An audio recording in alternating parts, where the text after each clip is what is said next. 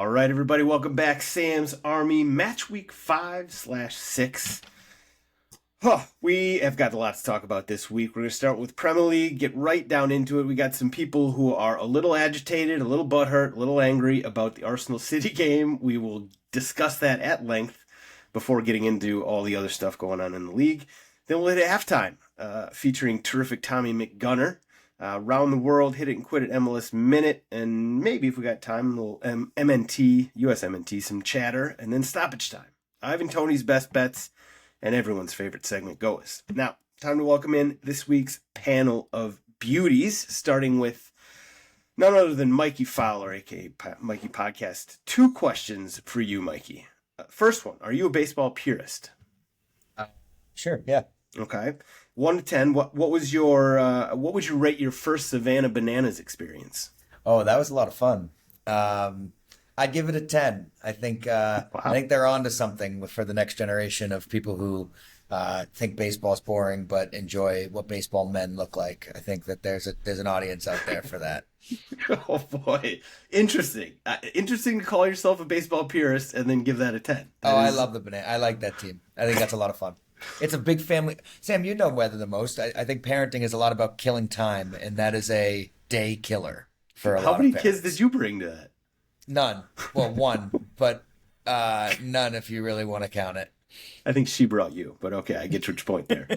All right, Mitchell Goulet, a.k.a. Overtime Mitch. How long until you start calling MLS and Sneaky Fox legend Nick Rimando dad? That's good. No, my mom met Nick at a conference out in God knows where, Montana, Utah, one of those states. And he recognized me and my work from Overtime, so they took a picture together, and I sent it to this group chat, and it was met with some incredibly inappropriate replies. Yes, we're going to leave that in the group chat on this one. Shout out Nick Rimando, great guy. I'm sure your mom must have been in Utah because I think that's where he usually resides. All right, last and never least, Tyler Terrence. Everybody on the panel and listening at home needs to give Tyler a round of golf claps right now for his brilliantly casual mention of the Tommy McCabe era at FC Cincinnati during his opening monologue. This was actually last week. I don't really have a question. I just wanted to acknowledge the beauty of that moment. But now when I think about it, I actually do have a question. How long did you think about that before slipping that little Easter egg in there? Less than half a second. I saw the group chat going off in the middle of the game, and I was like, oh yeah, that's right. I promised you guys I was going to mention Tommy's name. So I pulled up the game that he referenced, the 7-1, and it was the first ever game between the two teams. I was like, this is easy to work in. And then I just ran through a bunch of other players, included Tommy, so it didn't seem like I was doing it on purpose, and that's how babies are made. It was amazing. I got a lot of DMs about that. It was well done. Golf claps. Everybody give Tyler some golf claps for that one. Thank you. All right, listen, this is normally we would do little hot topics, but there is no topic hotter than Arsenal City right now. So we're going to go right into the good stuff. Premier League, Arsenal City, 1 versus 2. This is the game that everybody had circled on the calendar, expecting it was going to be a 0-0 snoozer. At least Arsenal fans, I think, were kind of hoping that going in. It was anything but. Anything but. This game was, we were talking about how Liverpool City used to be sort of so much fun as a 1-2 game and how Arsenal and City doesn't have that. Well, they did this weekend. They did in spades. So, game ended 2-2. There were a lot of hot button issues, hot talking points. The reffing obviously will come up a lot here. Rodri's injury might not get talked about enough, but maybe the biggest story coming out of this. The fact it was a 2-2 game. After all the games these two teams have played, and you kind of been like, this is not going to be a fun game. It was awesome. That game was incredible. Mikey, you've now had 24 hours to think about it, think about your words, and without using swears, tell us about your thoughts on this game. I'm shocked we couldn't get a Man City player to be on the panel today. They've been talking about it nonstop for the last 24 hours. It's genuinely shocking you weren't able to book one. Do I have to not use swears? No, you can this use swears. Yeah, this is starting to become a weekly frustration point for me. Is just the discussion about consistency in refereeing is not going to be one we belabor anymore. I'm promising to turn a new leaf. After this week? No, I mean, if anything, what the Brighton game in this game showed is that they're going to be very consistent about how they referee Arsenal. So that's all I ask for. Genuinely. Oh my gosh! I did ask people on Instagram for their thoughts, reactions. Fuck I 'em. put it up at halftime. I will throw some of them out there. Not quite yet, but soon. There was, I would say, 97% of the comments were one of two things. About 70% were Arsenal fans whining about the refereeing, and then I can't do the math. What did I just say? 60, 70%? So 27% were other fans making fun of Arsenal fans for whining about the refereeing. That's like the only thing that was talked about here. How about this, Mikey? Let's take the refereeing out of there. Let's just start with the gameplay itself, because I think that is actually worth talking about. That was a hell of a game. What did you think about the actual game itself? I think City's going to have a lot of trouble without Rodri. The end of that first half, up until the Trossard sending off, there were moments where you were, as an Arsenal fan, looking at yourself and being like, even when we've beaten this City team, we have not felt this good or this comfortable or this in the match as we were at this point. Tyler, I know you probably know the day that switched for you when you were playing them, when it goes from like, holy shit, we got a result, to like, I think we're better than these guys. And it doesn't last for very long, so I'm upset that the window was ruined by something as stupid as it was. But for 25 minutes there, I felt it. And I think the Rodri injury is going to affect them immensely. If that second half of the first half is any indication of what this City team's going to be without him. Yeah, I think that's a very good point, and I think we will be talking about the Rodri injury and what that means for City for months. What happened to Phil Foden? That's another thing I want to talk about. Lifeless. Couldn't create for anything. He was obviously put in a weird situation, but yeah, was not the impact that he should be having when he subs up. Who on that team, other than Haaland, when De Bruyne and Rodri are hurt, is City caliber, world class? I mean, how Foden, especially during Champions League last year, I mean, it was definitive he was world class. Mm-hmm. And I'm not disagreeing with you that he's fallen off right now, but it's like, what the fuck happened? I'm basically just saying he needs to, whatever his confidence hit was over the summer needs to go away and fast for this team. I think that this was the best situation for him. Yeah. He has no choice. He has to step up, and I think he will. I think that Phil Foden's he's going to have to, obviously, if City's going to do anything. We've already saw that in the second half. Sorry, I didn't mean to cut you off. There's other people on the panel. What else did you guys think of the match? True. Mitch?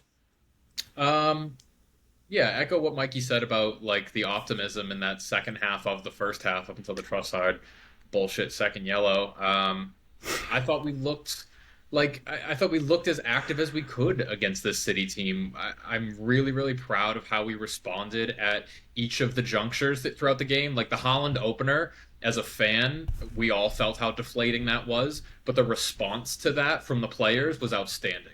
That was really, really encouraging, the way that everybody got up. We went back and equalized pretty soon thereafter. Calafiori, good Lord, what a fucking hit that was. Oh. Was that a shot? Yes. I hate you. Don't give me that. Yes. You. People like you. No, don't ask stupid questions. Sam, yes, that's ridiculous, Sam. They don't need your help to feel like shit. Can I say something to be fair? I think that's an outrageous refereeing mistake on that goal as well. I know that not a lot of Arsenal fans are going to feel that's crazy. You mean letting the play start before Kyle Walker got back in place? Over and doesn't let him get back. That's outrageous. Having a stern conversation and stopping the game to talk to somebody and not issue a yellow card is maybe my biggest pet peeve in the sport.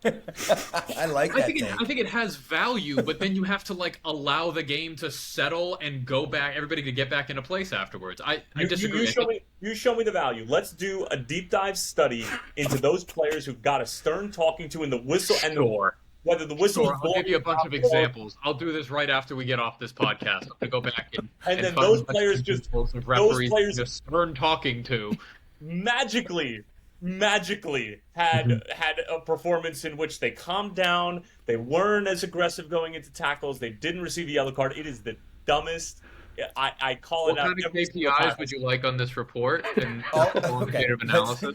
Hold on. First of all, Mikey still needs to get his 500 examples of time wasting people kicking that the weren't ball giving this cards, which we were Well, promised if you don't, yesterday. if you don't think I'm watching take on that. everything, if you don't think I'm watching every match now with that lens, it's insane. The amount of times it happens have is to. driving me fucking The crazy. impact that it's had, you literally have to scrutinize every single So- touch of the ball after the whistle. I want to talk quickly about Michael Oliver in a nice calm way. All right, we got to talk about the reffing. Let's do it. We got a lot of comments on it as well. There was a but you moment. start. There was a moment in the first half when he stood at the top of the 18 on a corner and went like this, like come here to Timber and I think it was like a Kanji, and both players were like, "We're good," and he's like, and then they're like, "We're good," and then he makes them walk 18 yards up to him to hear one sentence and walk all the way back. And I remember thinking, I was like, he's completely fucking lost it today. Like he looked frustrated throughout the entire first half. He looked like he wasn't getting his way, like players were, maybe being a little bit bending rules here or there. Like he felt like he was losing grip of the game. I think both sides would agree that that's what happened. And his way of getting it back was sending off Trossard for kicking the ball after the whistle. And that is a game ruiner. It's unbelievable. I tweeted this, and I mean this sincerely. We can all talk about the laws, and I just don't remember when this sport was decided by decisions like this. I don't. Yeah. I seriously don't think matches were ever decided in my lifetime as a fan by decisions like this, and it's happening too often. And it's guys like Michael Oliver with their little tiny egos that are causing massive problems throughout the entire world. I mean, maybe Mrs. Oliver is not handling business at home. I do agree with you. There was something like he just seemed in a weird headspace for the whole game. But here's the thing. You guys complaining about Trossard getting thrown, tossed? He got 3 yellow cards on the day. 3. Okay, so he got really the first think that one. foul was a second yellow? Yes. No way. Yes. He knew exactly what he was doing. If you watch him, he's looking at Bruno and Holland dead did in the this- back and just Holland jumps did this right lead into in him. the third minute. Yep. God, this, there is none of that in soccer. Every All play you is want different. is consistency. That's it. I'm with Mikey. I think that if you weren't going to give it for the rest of the game and for every other instance that looked like Trossard's, then you can't give it for Trossard alone. But I think we can all agree that play is a yellow card. It's dangerous. There's no intent for the ball. It, by definition, is a yellow card. Yep. However, Michael Oliver is not thinking, oh, I already let that go with Holland once. I'm just not going to call it here. That's the part that I think everybody's frustrated with. But I do think, but the interesting part about this all is that, I don't like to take every single word that the pundits, especially the halftime crew for NBC, take as the gospel. However, the Robbies really don't miss all that often in terms of their takes. Tim is a different story.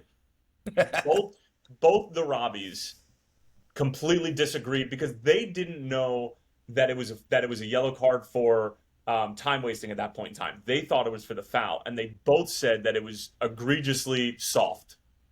So That's the only interesting part to me. That yellow card in and of itself or that foul in and of itself in a vacuum is a yellow card, hands down. But I'm with you on the consistency piece. That's all anybody can ask for. He was sent off for kicking the ball away. That's a formal official thing now. No, so it's of like, course, which is garbage, absolute garbage. But I will say, the two things that I noticed the most about those being disciplined is if the opposing player is trying to play the ball and you kick it away. That's one that's always going to get booked. And if you send it into the 17th row, that's also going to get booked. Those are the two most recent instances for Arsenal. Rice kicked the ball away, whether it was moving or not, away from the player, and then Trossard just fucking booted it into the next county. So, that's what's going to get their attention. It shouldn't have been called because the bang-bang nature of the play, too, you can't account for that. The game was ruined by it. Michael Oliver was a shocker. There's no getting around that. But had he just stuck to his guns and said he got a yellow card for the foul, nobody's having this conversation. But he opened himself up to just absolute nonsense. you knew right when he did it. I knew right when he did it. I was like, this is for the kick. This is for the waist. And we didn't believe you in the group chat. We didn't believe you. I'm sorry. At first, Mikey was like, no, it's for the delaying the restart. And we were all like, no, dude, he just bodied the shit out of him. That's a clear yellow card foul. But Mikey was adamant, and props. You were right. Yep. Now, what about... So I agree with you guys on the consistency issue here, but what about the combination of Trossard basically making a yellow card challenge and immediately kicking the ball into the 17th row? I mean, like, those two together... Occurrences.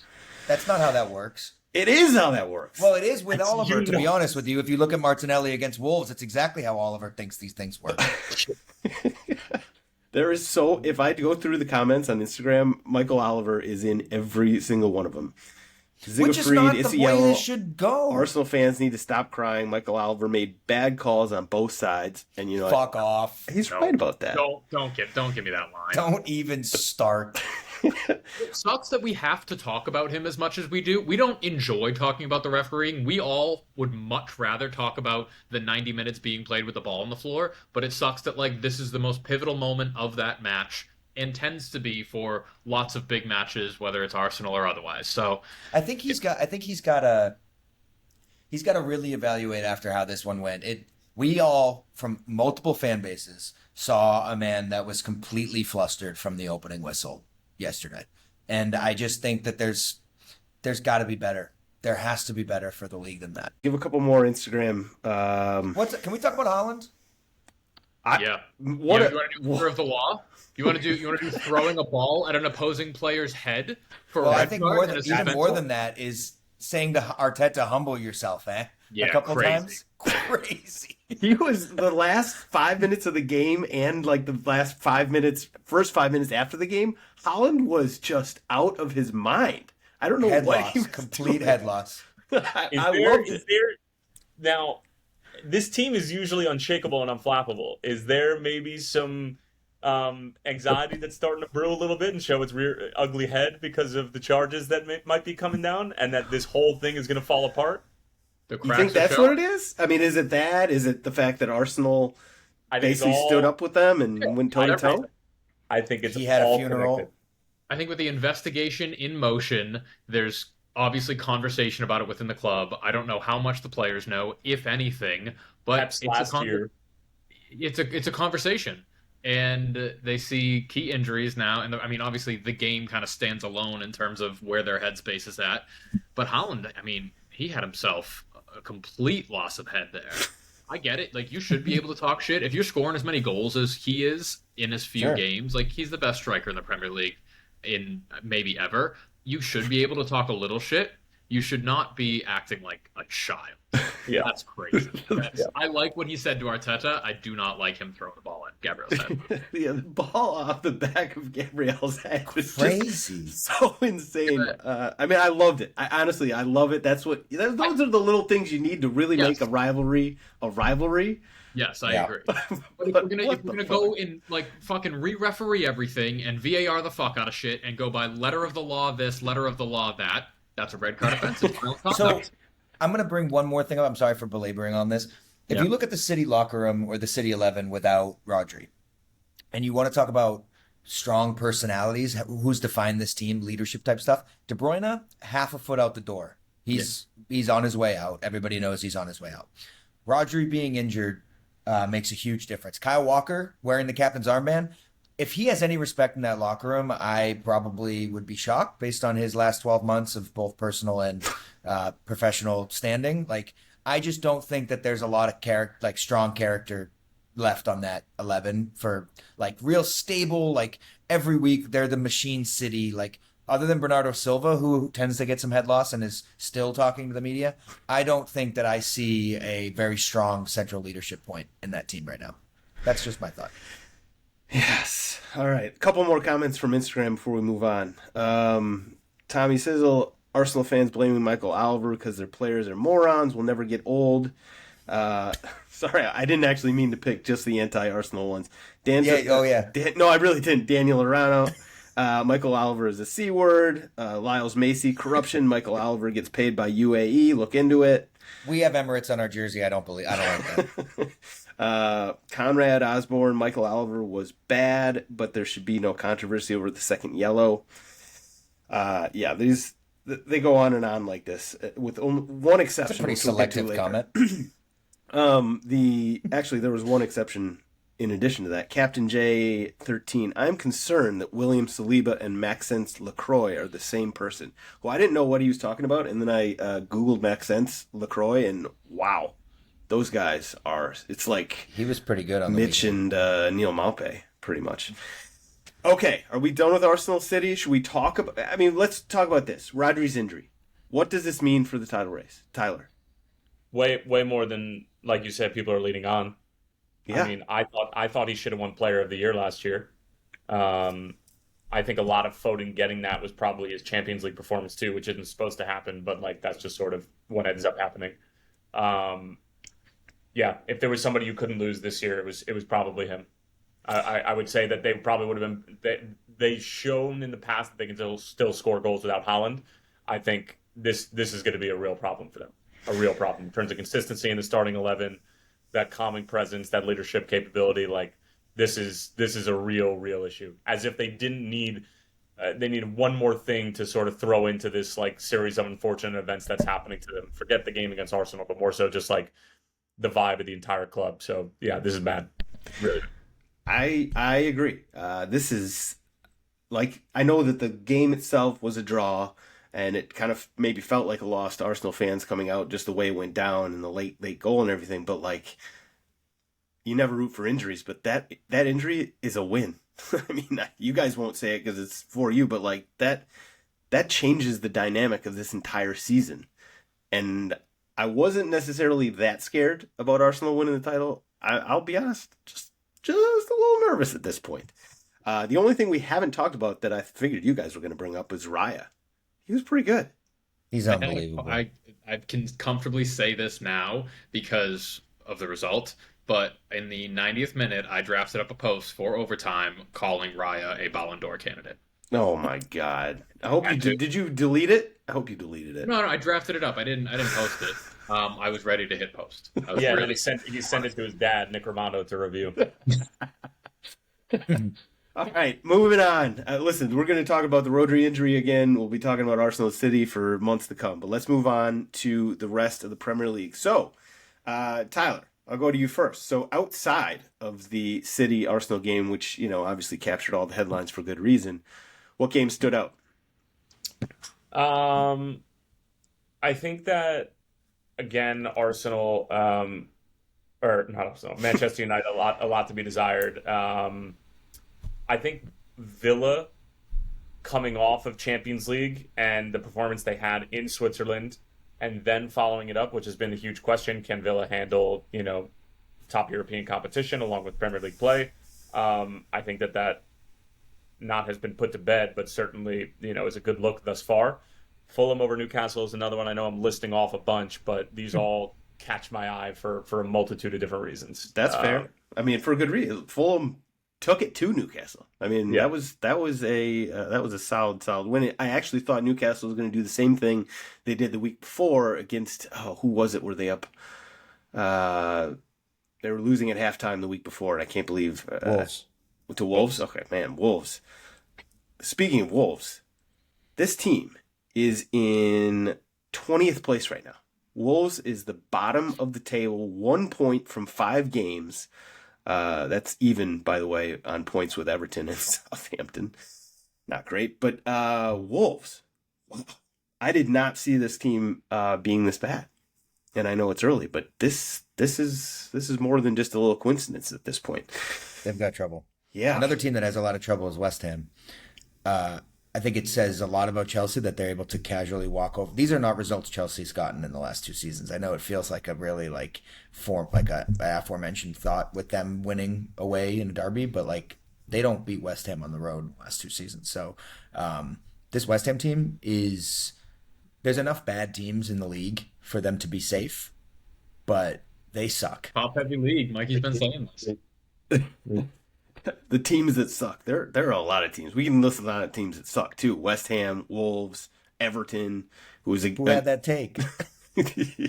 So, I mean, then all the noobs, you know, Leicester, Southampton, Ipswich. Everton stinks. Everton's terrible. So again, So I Everton's a different level of suck. I think we Yeah, need to true. sort of define our negative adjectives for the likes of West Ham and Everton. There's levels to this. Yes. I also thought That's true. I also thought that was the best I've seen United play under Ten Hag, other than the FA Cup final. I thought they were great in the first half against Palace, and they just couldn't score the ball. I thought they were really good. I'm not even being facetious. I thought they looked good.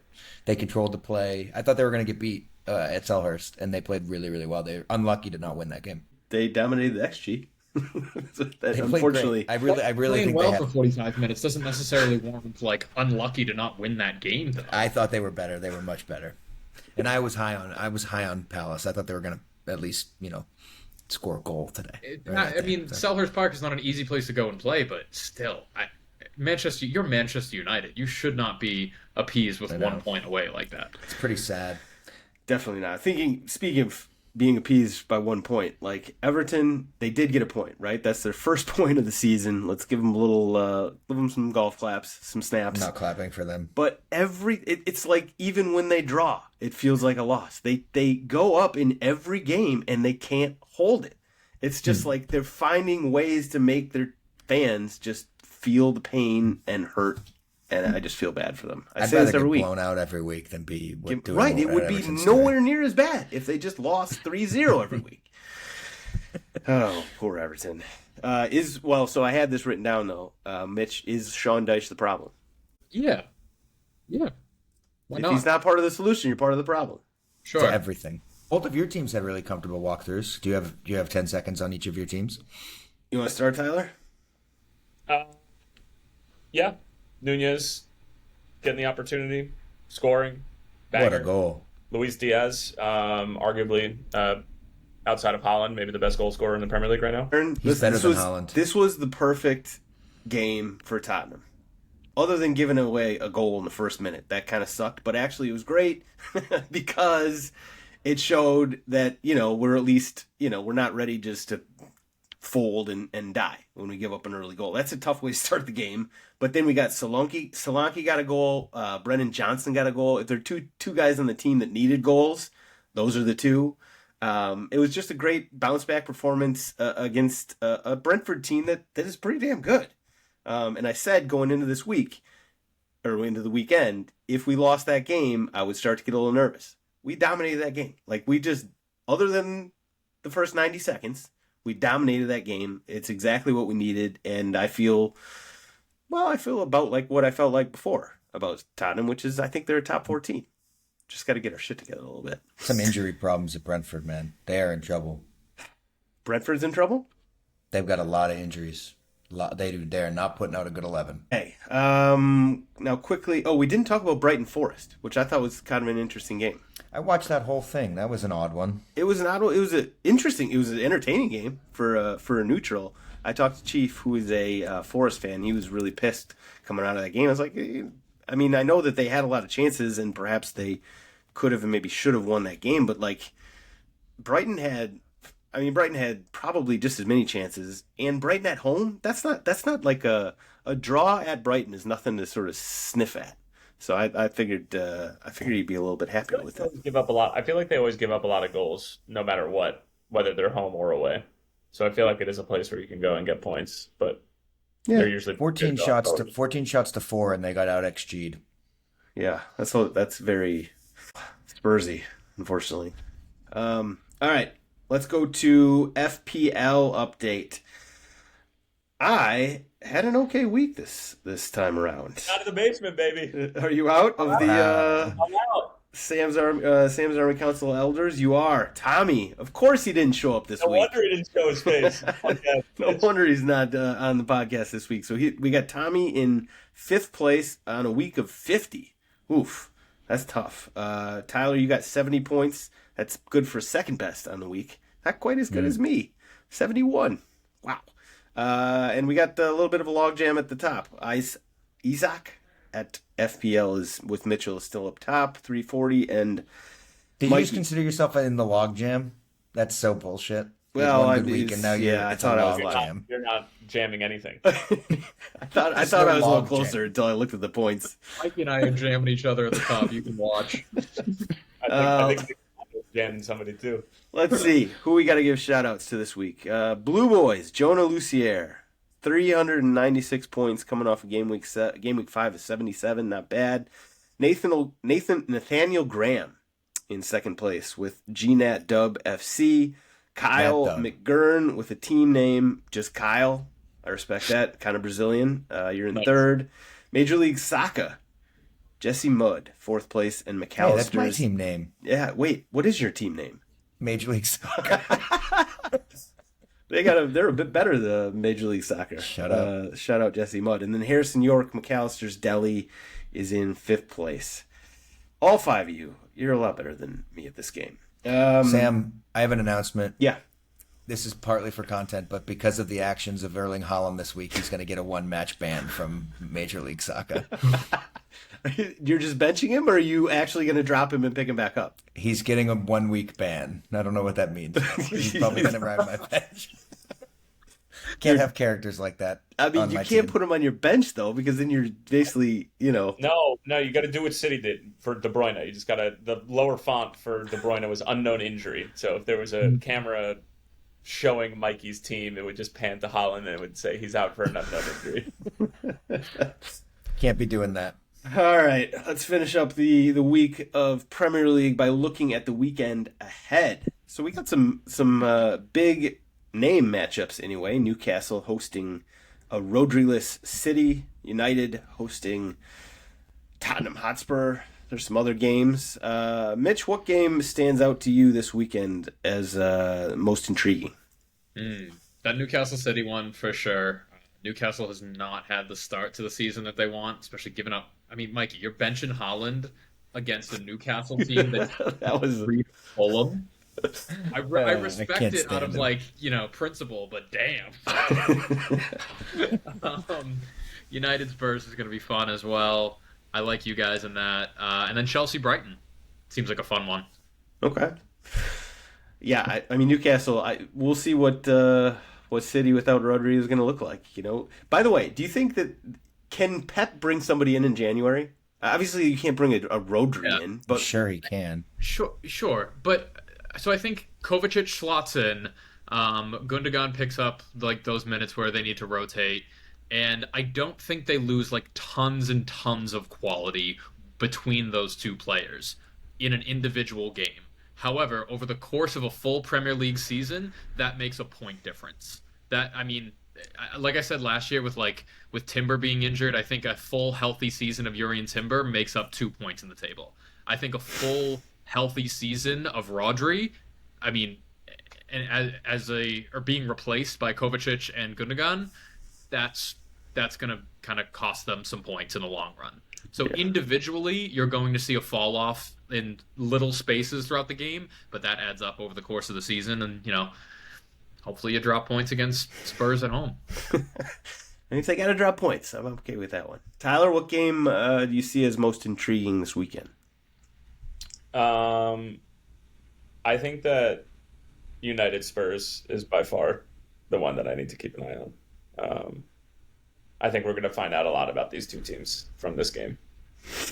And United, I think, could have found something out about their team had they challenged Liverpool in any way, shape, or form, but they did not. So now they slide down to your level, and now they're going to see if they're actually potentially a top four team, and both of you will sort of duke out for that fight. But yeah, I knew you're still mad about last week when I threw Liverpool's set piece defense under the bus, and now you're taking shots at Tottenham. I get it. It's okay. I'm just protecting my boys because I feel like you've been unnecessarily the agitator today and the antagonist for these two. When He's a mean guy. Yeah, I am the voice of reason when it comes to emotional stability within the panel. Tommy's the voice of reason. That's what I've always said. Yep. So. Take that for what you will. For the long-time listeners who know me, they're having a good laugh right now. For the people who are just tuning in for the first time, they don't know any better. And they're actually... They'll learn. They'll learn soon enough. Other games, you guys touched on the big ones. Wolves, their season has been just they want to unplug it and plug it back in.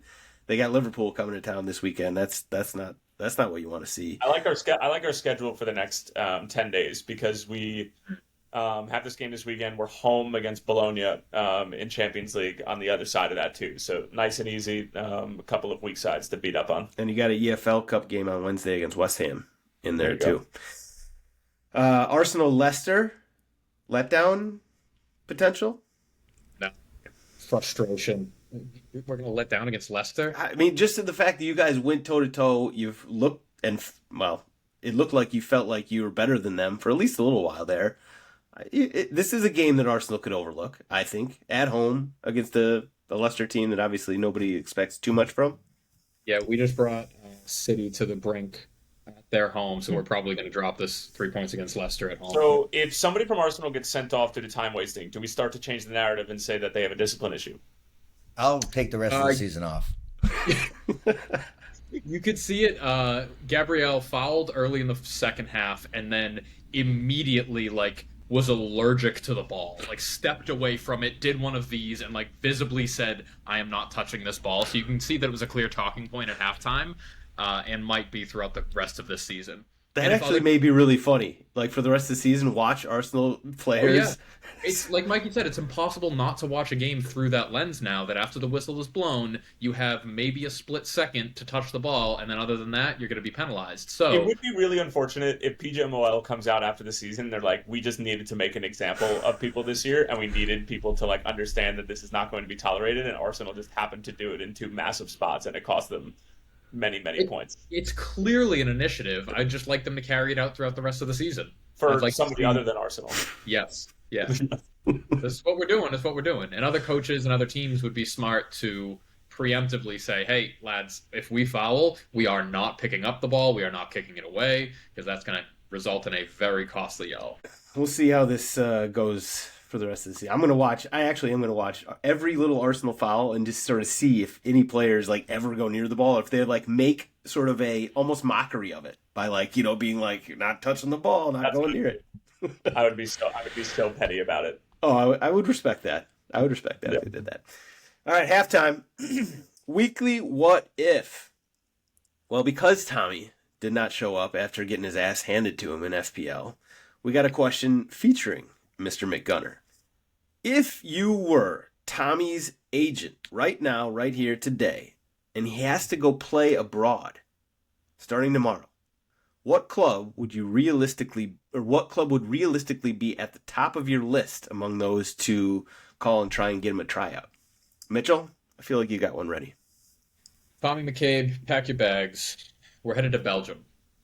We are going to SK Brommel. Why? It's a City Football Group club. And so we're going to infiltrate City Football Group from the inside. Another note, Kevin Sullivan, 14-year-old in MLS, is likely going to head there when his development exceeds MLS standards, I think was the wording used in that clause in his contract. So Tommy's going to play alongside Kevin Sullivan and develop him and bring him on the pod. And he's also going to, get some financial dirt on City Football Group. He's going to get all buddy-buddy with the front office. He might even work his way into a front office position up there, and then he's going to take that organization down from within. So that's a great answer. I think you got my vote. That was a great answer. I was not expecting anywhere near the levels or layers of that one. Tyler, I don't know if you can beat that one, but what do you got for us? Tommy, make sure you have your passport ready, because we are going south of the border to Mexico, and not just anywhere in Mexico, but Cancun, for Cancun FC, and I'll tell you why. This is a group that is owned by the same people who own the Houston Astros, who have started to master, of course, afterwards of Billy Beane and the Red Sox and everything, of the concept of Moneyball, and really diving deep into the analytics. And not for nothing, if you've ever watched Tommy McCabe play, he's one of those guys you cannot put what he does into an algorithm, into a stat sheet. He is an intangible player. So not only are we going to get the best out of him in Cancun FC, is clearly going to be on the rise, but we're going to get him for the cheap too, which I know as his agent is probably not what we want. But we just need to be able to make room for the players that actually are going to be able to put things onto the stat sheet. So Cancun FC for that.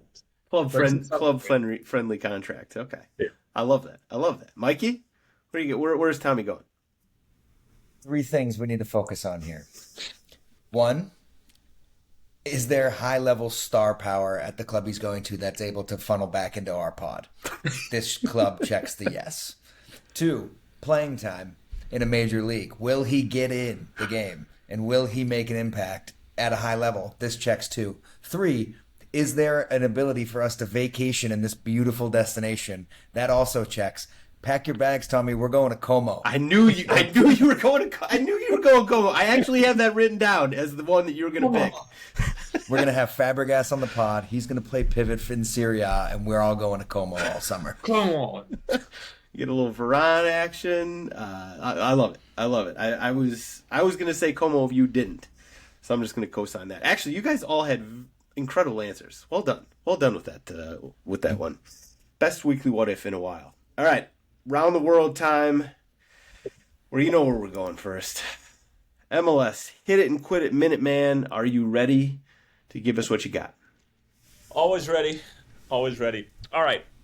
So we are very much in the business portion of this season, but we're also coming off a little midweek madness in Major League Soccer. So we have to keep that in mind when we're running through all of these scores because the parity was at a premium this week in Major League Soccer. Let's start in the Bronx. Yankee Stadium is the site of Lionel Messi, Sergio Busquets, Luis Suarez, and Inter Miami. And James Sands, the local kid out of Rye, New York, rescues a point for NYCFC against the Supporter Shield champions to be. 1-1 is the final score at Yankee Stadium on a baseball field where Lionel Messi just happened to play soccer.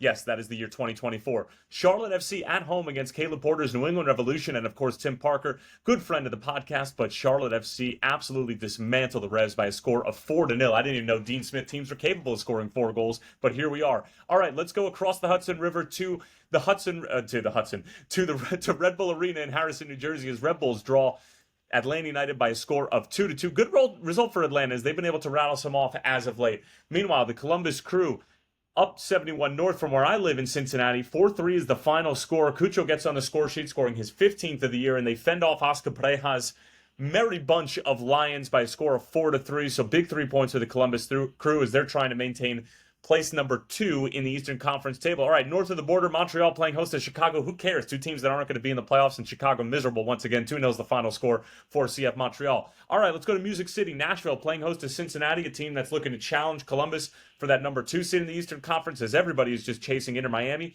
And Nashville and BJ Callahan somehow get a 2-2 draw against Cincinnati, but keep in mind, rotated squad, tired legs, and Cincinnati did rotate some pieces, but nevertheless, good result at home for Nashville, who have been woeful this season. All right, Sporting Kansas City and Peter Vermees just 3 nights before their U.S. Open Cup final clash against LAFC, and they needed to win this game or draw this game in order to keep their playoff hopes alive. But Eric Ramsey and the Loons of Minnesota United, my hometown club, not really, but sort of, but definitely, had other things to say about it. 2-0 is the final score as Bongi Longwane put an exclamation point on that after a lengthy weather delay, which is going to do who knows what to the routine of Sporting Kansas City as they take on LAFC in the City of Angels on Wednesday night. Little Copa Tejas action in Austin, Texas, in the home of Matthew McConaughey. Houston Dynamo 1-0 winners on the road as Benny Ball continues to be just all sorts of great things in Houston, and they just continue to get it done. They're a team that could challenge for 4th place in the Western Conference despite a rather slow start.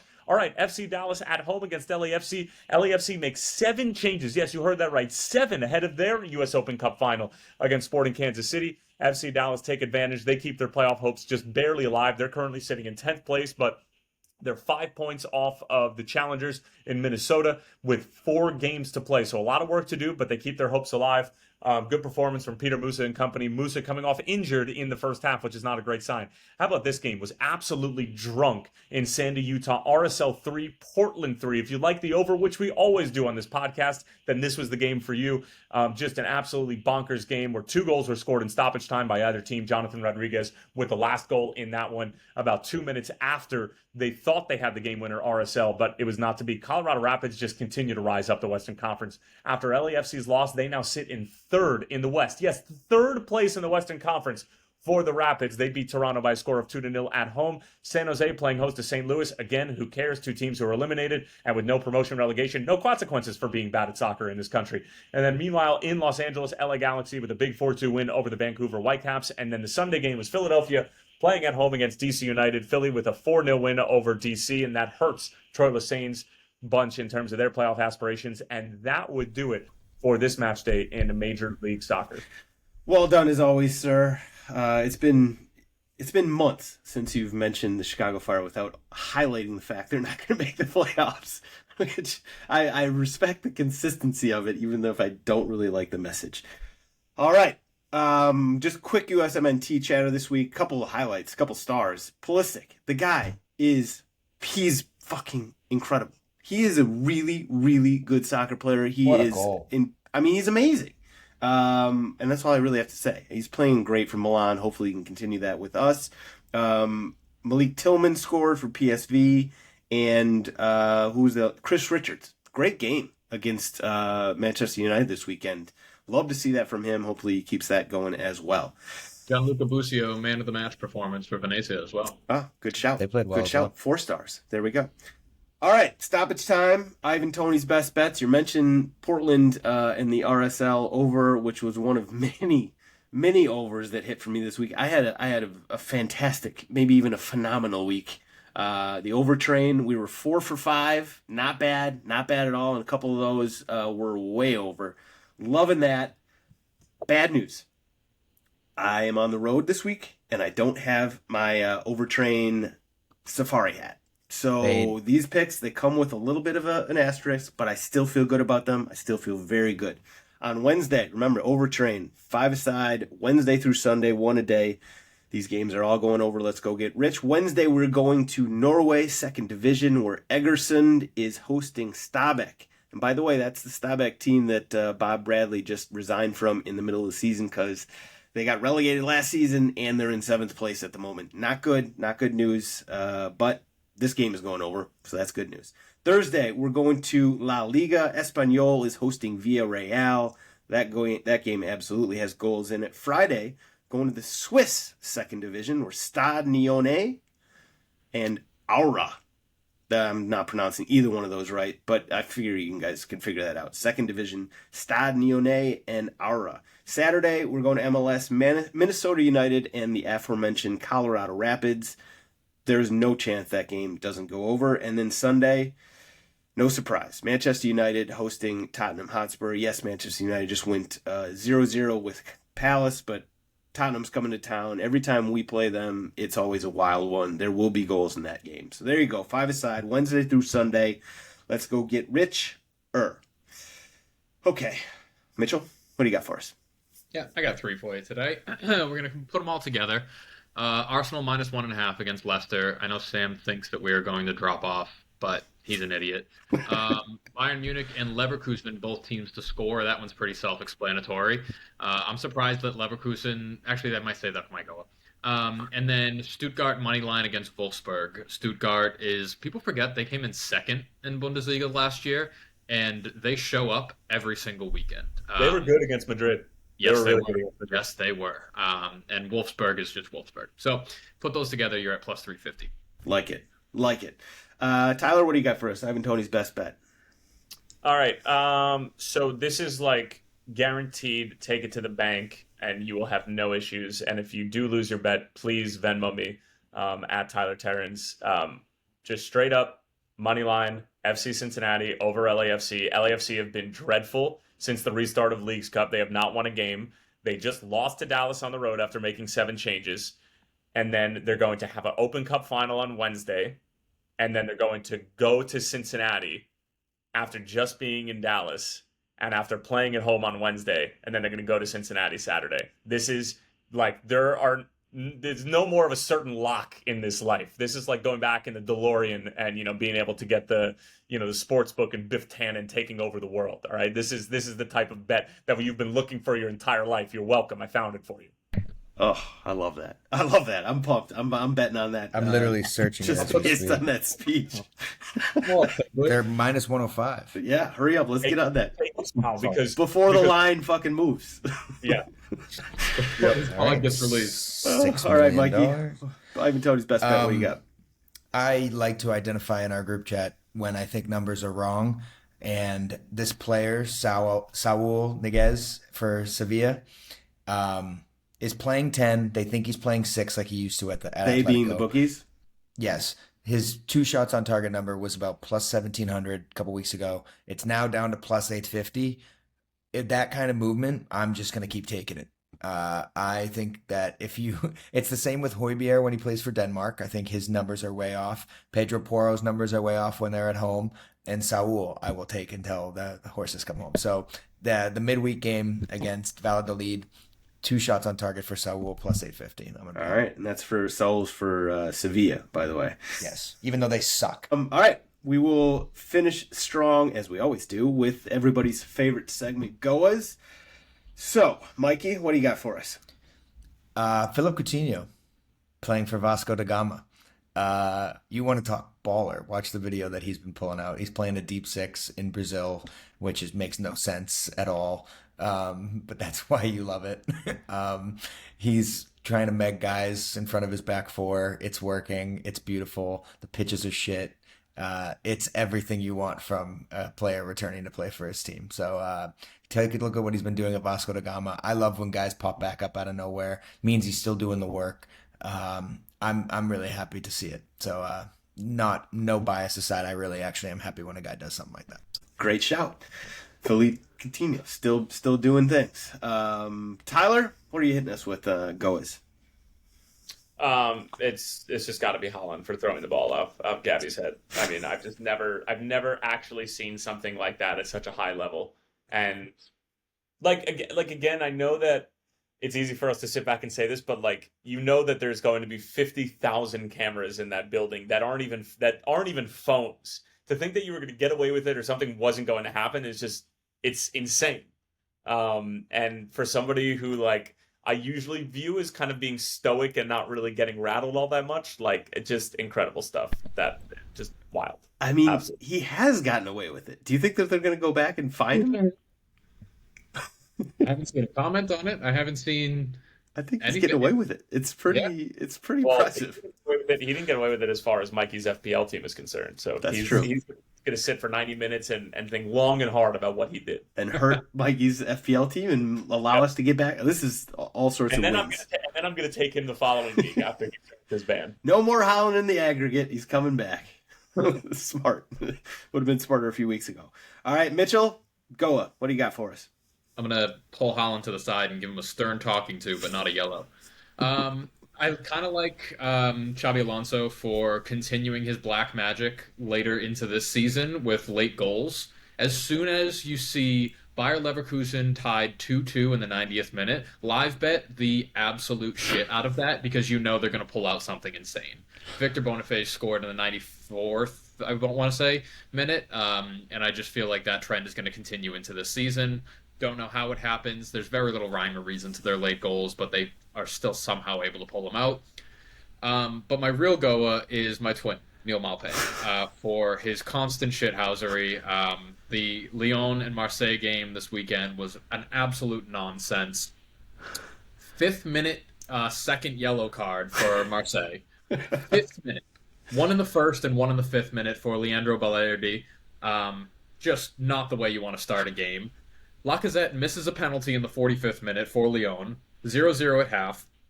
This is a game I had the over 3.5 on, by the way. Continue. Smart. And you were probably sweating your ass off after the first I thought it was done. That was done. Yeah. Then Lyon scores. Marseille equalizes. Mind you, Marseille's down 1. Marseille goes up 1.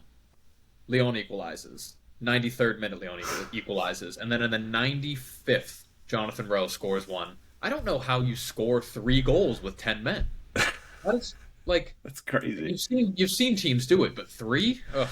And then Maupay on line afterwards, sipping a bottle of what I can only assume to be Lyon tears. Really, really class. He has not lost form in changing league in terms of shithousery. He's still at the top of his game, so you have to give him he's not. He'll never be in the Farmers League of trolls. Nope. That's for sure. I got a good shout. I got a couple goes here, some honorable mentions. Messi's bodyguard, who not only is bodyguarding Messi, but now is basically producing MLS TV show or the TV productions. Did you see this video of so the MLS camera? Messi's bodyguard. He's pretty good about keeping people away from Messi. It was the MLS camera, the TV camera. The camera guy was kind of getting up, following Messi out onto the field and all that stuff. Messi's bodyguard just shepherds him away. You got to move away from Messi. What? He's the TV. It was incredible. I didn't post the video. I should do that. Just an incredibly ballsy move by Messi's bodyguard. No, hey, camera guy, you're going to have to move a little back there. Also, dishonorable mention, actually, for Carlos Chandia, I think is his name, Carlos Chandia. So he was the referee of a Copa America 2007 semifinal. And in the year 2024 of our Lord, just goes on a podcast and talks about how Messi, must have fouled a guy in the first half of the game, and it would have kept him out of the final, I believe, or maybe it was his second yellow. I don't know. I can't remember exactly the what happened here. The referee, the former referee, said, I didn't give him a yellow in exchange for him signing a jersey for me after the game. He said, first of all, just shut the fuck up.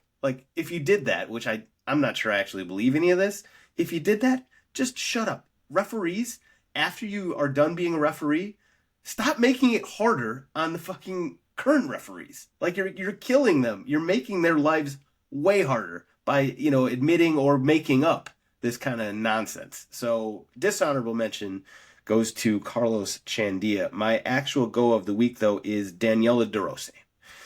So the Roma legend, we all know about his career as a player. His stint with the team, with Roma, as a manager, it didn't go so great. He got fired last week. But he is such a legend that the Roma fans were so up in arms about the fact that he had been fired that they basically, threw, whatever. They got on the CEO's ass so much. And this, I know they went over the lines in some cases here, but they got the CEO to resign because they were so mad about De Rossi being fired.